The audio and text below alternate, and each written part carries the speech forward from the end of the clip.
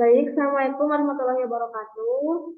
Saya Zahra. Di sini saya akan membahas mengenai pembahasan soal UAS Statistika 2 tahun 2022. Kita langsung saja ke soal pertama. Di sini berdasarkan pengalaman selama 5 tahun terakhir, PT Maju Terus memiliki data hubungan antara besarnya biaya promosi yang dikeluarkan dengan volume penjualan. Nah, di sini ada tabelnya ya, tabel volume penjualan dan biaya promosi. Lalu nomor A, tentukan persamaan negasi antara biaya promosi dengan volume penjualan. Nah, di sini kita disuruh mencari persamaan negasi antara kedua variabel ini. Nah, di sini kita harus tahu mana variabel X dan mana variabel Y-nya. Variabel X-nya itu adalah biaya promosi dan variabel Y-nya itu volume penjualan. Karena biaya promosi itu mempengaruhi volume penjualan. Jadi variabel terikatnya yaitu biaya promosi. Nah, udah diketahui nih X sama Y-nya. Lalu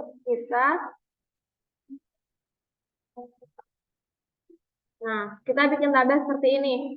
Ada X, ada Y, ada X kali Y, ada X kuadrat, lalu ada Y kuadrat. Nah, lalu kita jumlahkan semuanya. Ini jumlahnya ya, yang di bawahnya. Nah, setelah itu kita lanjutkan soal yang A. Persamaan regresi antara B promosi dengan volume penjualan. Nah, persamaan regresinya itu rumusnya Y sama dengan A plus BX sama E. Nah, untuk mencari si B ini, kan ada BX ya. Nah, mencari B-nya itu di mana rumusnya? Rumusnya itu, maaf ya. Nah, rumusnya itu ini. B sama dengan N sigma X Y min sigma X kali sigma Y per N sigma X kuadrat min sigma X dikuadratkan. Nah, hati-hati ya teman-teman di sininya. Kalau ini mas sigma X kuadrat, yang ini sigma X kuadrat itu yang ini yang 2703. Kalau sigma X yang dikuadratkan, berarti ini 107 yang dikuadratkan. Nah, kita masukkan ya. Kita kan udah tahu sigma X-Y berapa. Sigma X-Y kan tadi ini sigma X ya. Masukkan, lalu sigma X yang ini. Lalu sigma Y yang ini. Lalu X kuadrat, sigma X kuadrat itu yang ini. Yang 2703. Lalu sigma X yang dikuadratkan berarti 107 kuadrat. Nah, diperoleh hasilnya 0,490. Lalu kita cari A. Di sini ya, A. Kita rumus A itu A sama dengan sigma Y min B kali sigma X per N. Kita masukkan. Sigma Y-nya 69, lalu B-nya ini ya. B-nya itu 0,49. Lalu X-nya, sigma X-nya ini 107 per N-nya itu 5. Sama dengan 3,314.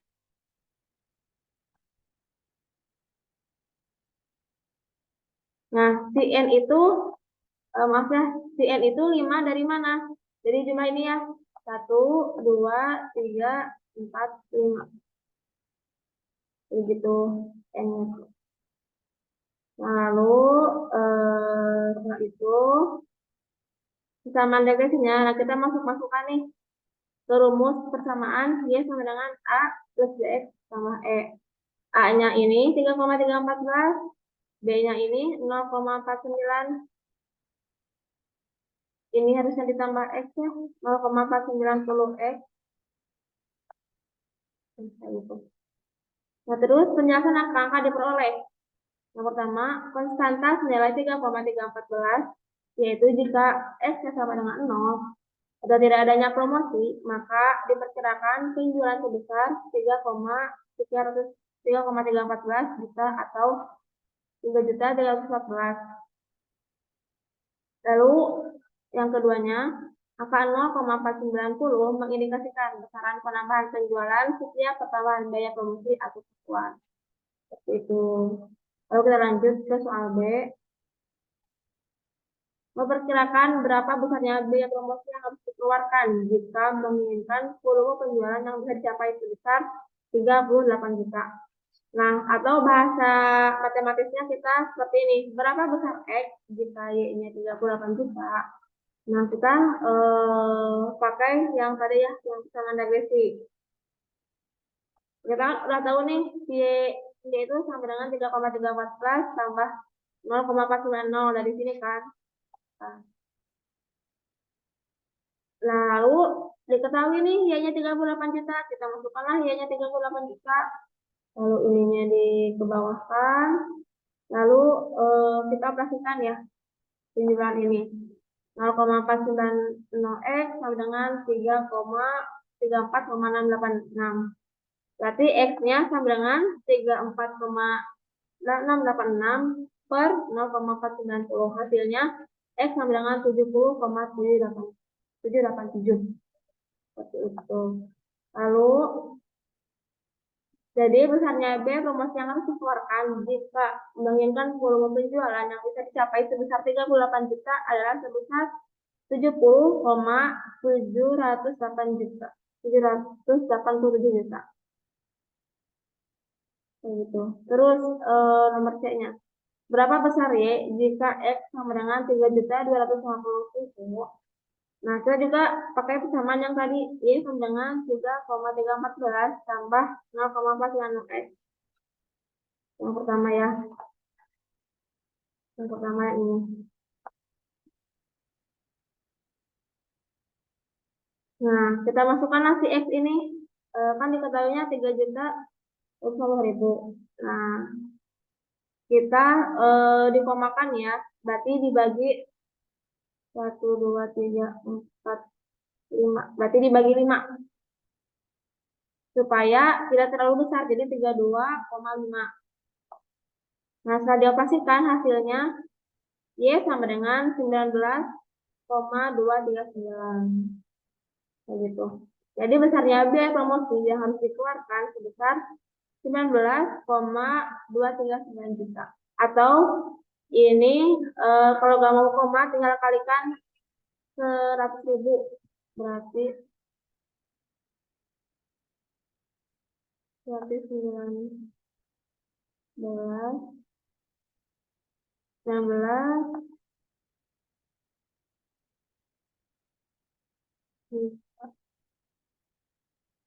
3,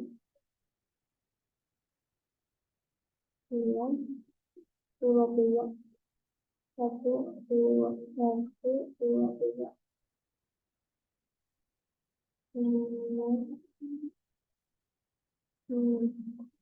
Berarti sini ya. Berarti kalau mau dirupiahkan itu sebesar 1.923.900 ya. Maka ini tuh bukan dibagi 5, tapi dibagi 100.000. Supaya bisa menghasilkan 32,5. Kita lanjut ke D.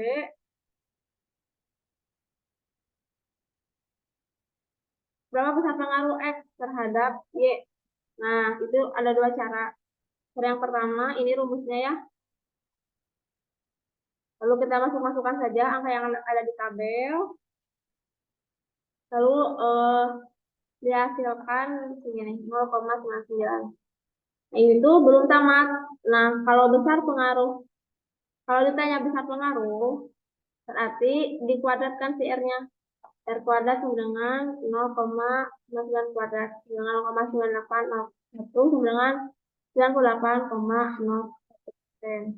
Jadi, besarnya pengaruh X terhadap Y adalah sebesar 98,01%, sedangkan misalnya itu 1,99%, merupakan faktor pengaruh lain yang tidak benar.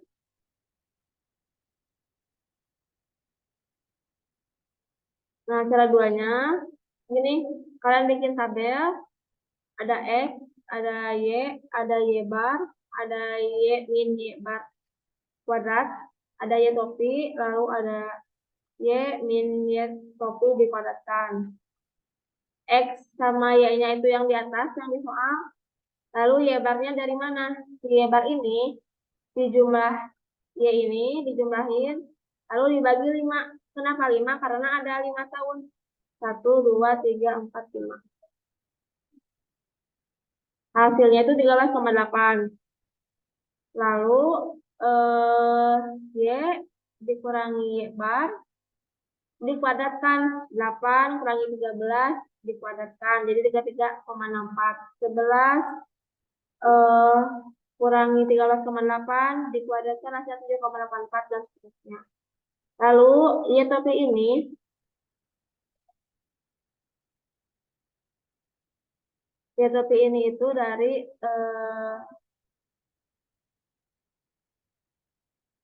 ini. Kita masukkan si X ini ke persamaan regresi yang persamaan regresi ya, yang ini. Nah, yang ini.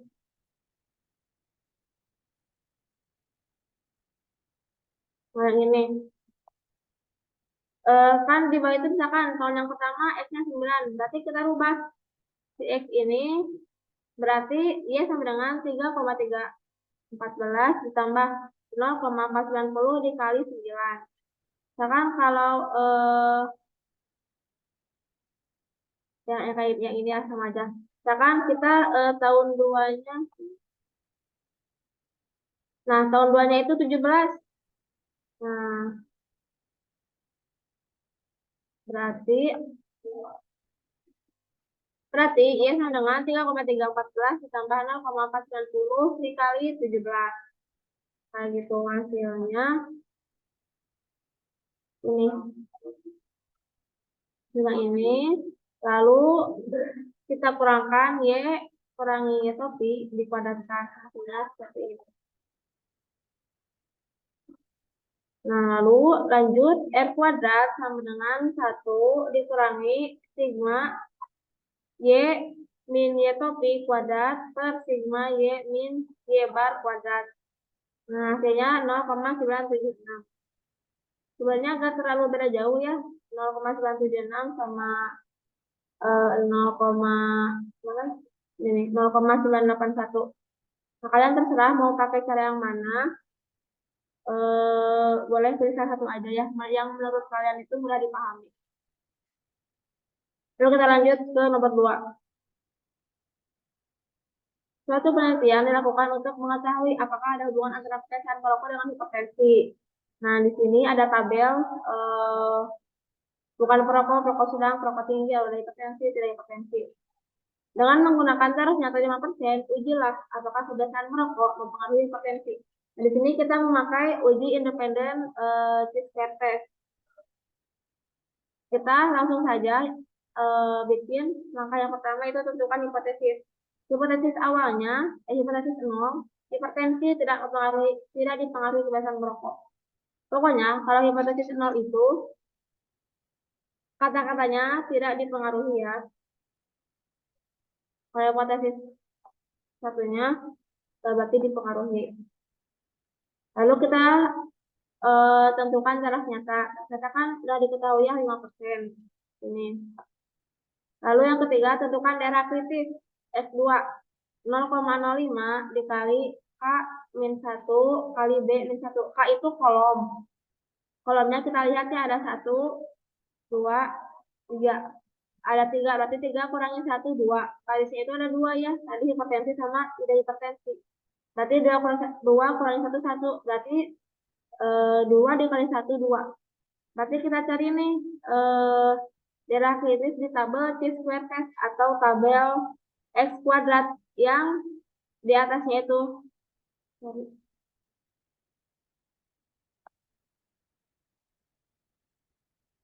Yang di atasnya itu 0,05, lalu yang di pinggirnya itu ini, yang angka 2 tadi. Nah, ya, pokoknya yang di atasnya 0,05, lalu yang di pinggirnya 2. Hasil dari kolom kurangi 1 dikali baris kurangi 1. Nah, ditemukanlah 5,911. Nah, berarti diterima H0 jika X kuadrat kurang dari daerah kritis, atau 5,9 ditolak H0 jika X kuadrat lebih dari 5,9. Lalu selanjutnya kita kita harus cari frekuensi eksplorasi FE. FE itu total baris dikali total kolom per total keseluruhan. Nah, kita ketahui bahwa total baris itu kan ada ini ya. Total baris. Total baris itu kayak gini. FE1. FE1 itu ini nih.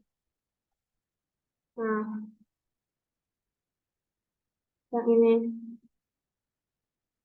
Pokoknya kalian bikin dulu tabel kayak gini ya. Bikin dulu tabel kayak gini. Terus jumlahin 14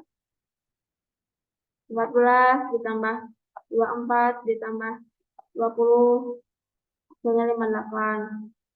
Terus 32 ditambah 18 ditambah 12 hasilnya 62. Lalu kalian juga jumlahkan 14 ditambah 32 46. Terus 24 ditambah 18 42. Lalu 20 tambah 12 bisa 32. Lalu jumlahkan semuanya 46 tambah 42 tambah 32 tambah 58 tambah 62 hasilnya 120. Nah, ini tuh kan FE-nya ini tuh masih kosong ya karena kita belum mengerjakan FE. Kita kerjakanlah di sini. FE yang pertama nih. Total baris dikali total kolom. FE yang pertama, total barisnya itu ini.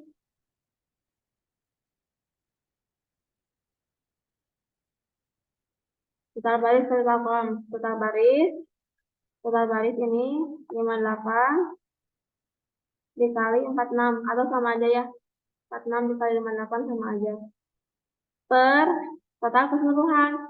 Total keseluruhan itu 120. Nah, kita simpan di sini 120. Hasilnya 22,23.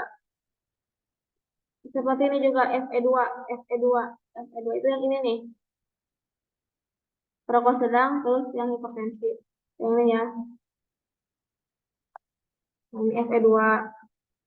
Berarti FE2 itu barisnya 58, kolomnya 42. Dikalikan terus dibagi 120.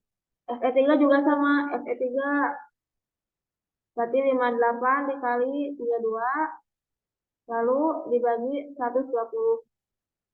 FE4 juga sama seperti itu. Ini FE4, ini FE5, ini FE6. Nah, hasil ini 20,3, 15,466, 3, ini. Kita disimpan di sini nih. F yang pertama kan 2,23, simpan di sini. F yang kedua 20,3, simpan di sini. F yang ketiga 15,466, simpan di sini. F yang 4 23,786, simpan di sini. Dan seterusnya.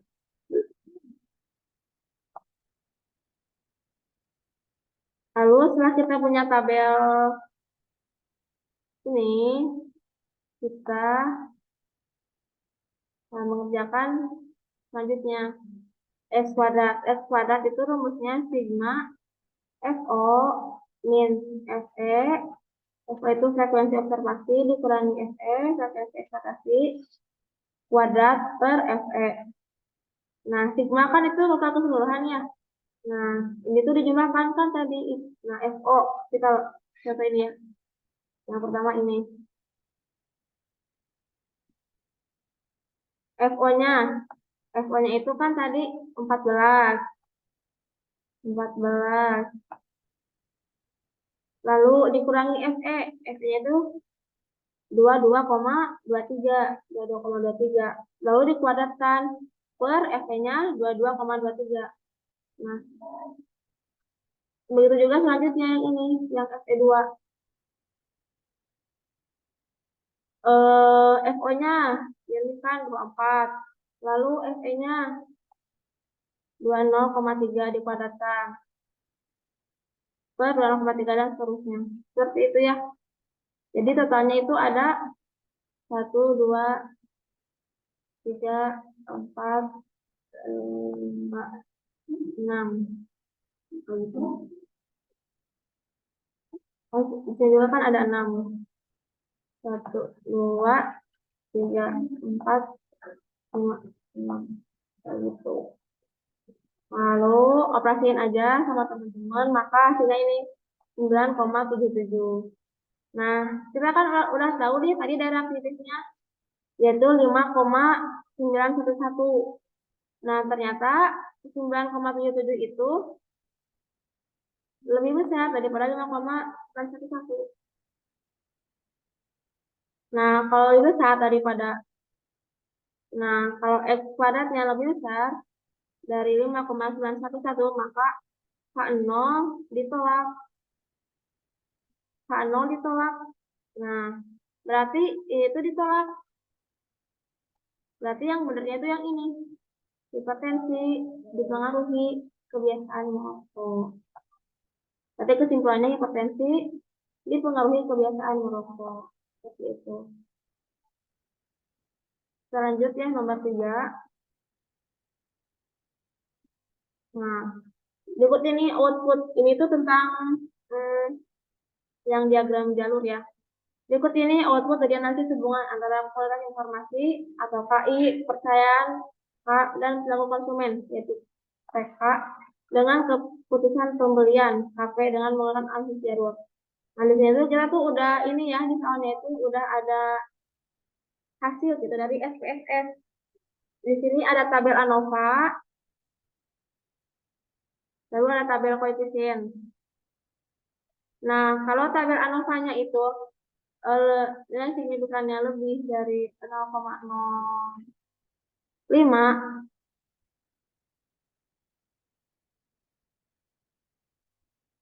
0,01 ya, 0,01, maka itu jangan dikerjakan saja ya. Karena ini kurang, maka kita lanjut kerjakan.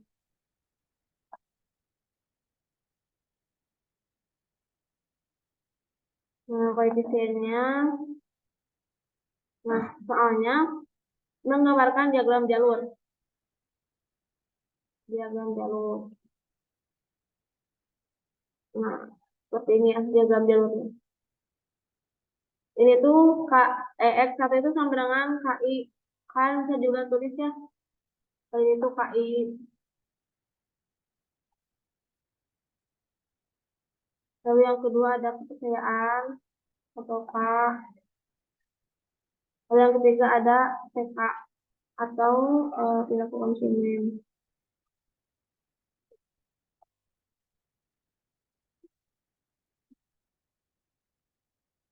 Nah, semuanya itu mengarah ke Y, yaitu kepuasan pembelian atau KP.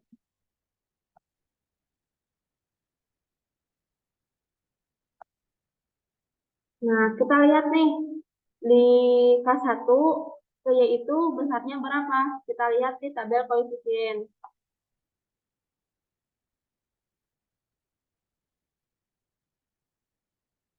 Nah, di sini ada K1. K1 itu kita lihat di beta. Betanya ini 0,292. Lalu kita tulis di jalurnya 0,292. Lalu si K ke si Y, ke si KP itu berapa? Kita lihat juga di beta. Nah, ini ya yang K. Ini 0,342. Dan seterusnya ya, TK juga ini ada tidak angkanya. Nah, setelah kita ketahui angka-angkanya,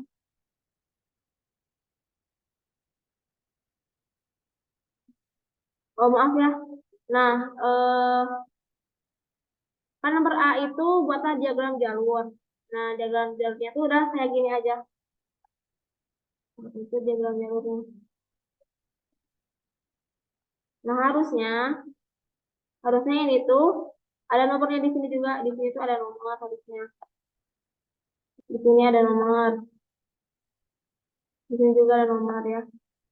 Tetapi karena tabel korelasinya tidak ada, maka ini dikosongkan ya. Harusnya itu ini kan tabel koefisien. Harusnya ada juga tabel korelasi supaya kita bisa menghitung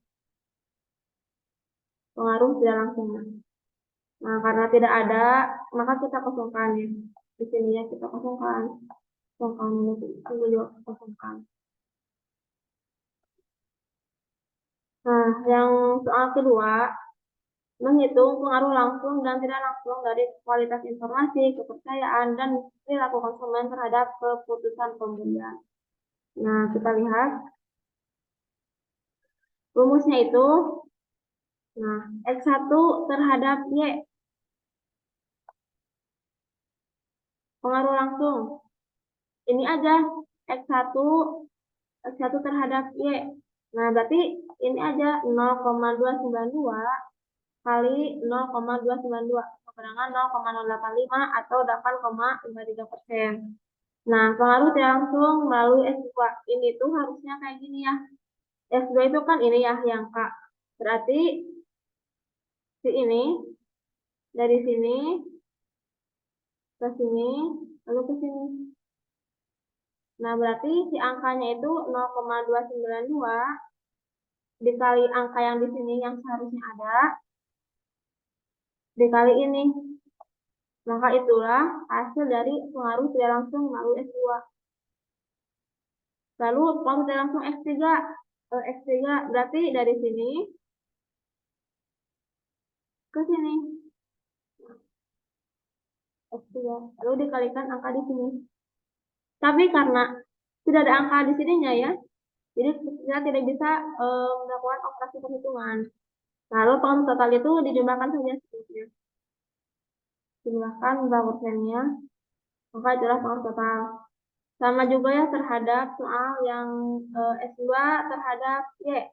Pengaruh langsungnya F2 terhadap Y. Pengaruh langsungnya berarti 0,342 dikuadratkan. Hasilnya segini. Begitu juga yang TK, pengaruh TK, pengaruh langsung perilaku konsumen terhadap keputusan pembelian.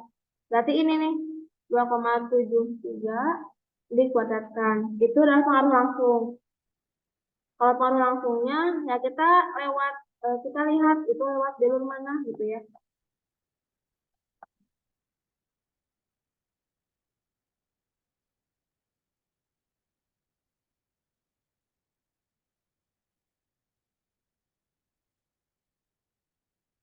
Gitu.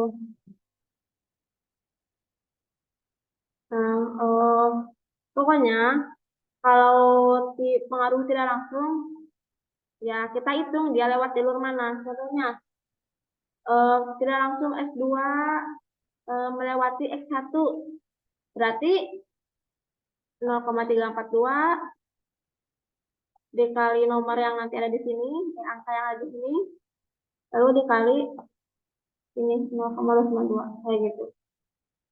Misalkan X2 melewati X3, berarti ke sini. Nah, ke sini, lalu ke sini.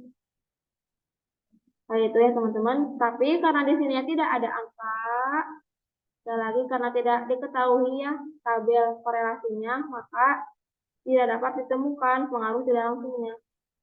Kalau seperti itu kalian kasih not aja, not pengaruh tidak langsung tidak dapat ditemukan karena tidak ada tabel korelasi.